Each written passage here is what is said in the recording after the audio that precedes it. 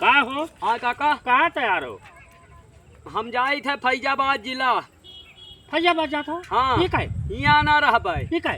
ये ऐसा है कि हुआ जो है फैजाबाद में हाँ साफ सफाई है, तमाम बड़े बड़े होटल हैं। हाँ। चली थे हुआ रहा, अब यहाँ ना रह पाए।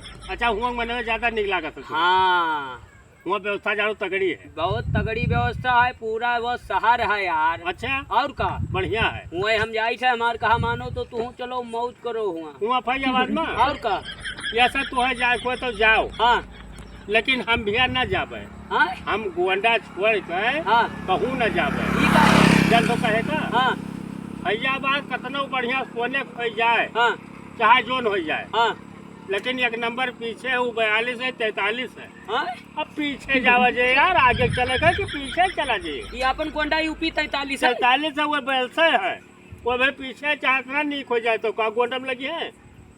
गोंडम लगी है पहले बताओ तब। तो ना जाइए, अरे यार अब का बताए तू का हम आगे चली 43 में। और का घुमाई दिया हाँ अपन। घुमाओ यहाँ चलो।